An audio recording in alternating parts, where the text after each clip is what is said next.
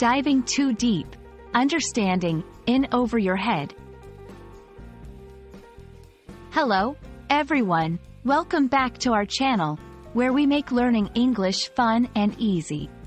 Today, we're diving into a very interesting English phrase, in over your head. Have you ever felt like you're struggling to keep up with something? Well, this phrase might just describe how you're feeling perfectly. Let's explore it together. The phrase, in over your head, is used to describe a situation where someone is involved in something that is too difficult for them to handle or understand. It's like when you're swimming in a pool and go into a part that's too deep, and you can no longer touch the bottom. Suddenly, you realize you might be in a bit of trouble because it's more challenging than you expected. While the exact origin of in over your head isn't clear, it's easy to see how it comes from a literal situation of being in water too deep for your height, leading to a feeling of being out of control or overwhelmed. This vivid imagery helps convey the sense of struggling within situations that are beyond one's abilities or comprehension. To make it clearer, let's look at some examples. 1. Taking on too much at work. Imagine you agreed to take on additional projects at work, thinking you could handle it.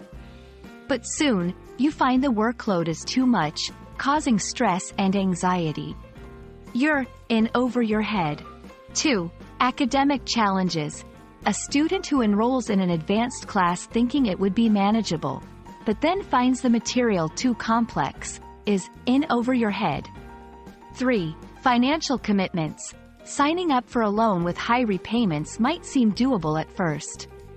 However, if you struggle to make payments, you could say you're in over your head with debt. These examples show how the phrase can apply to various situations where you find yourself overwhelmed by circumstances. When using in over your head, it's important to contextually match it with situations that truly are overwhelming and not just momentarily challenging. It's a way to express that you're seeking help or a way out of a difficult situation. For example, I thought I could manage this project on my own, but I'm clearly in over my head. Can you help me? Being in over your head isn't always a bad thing.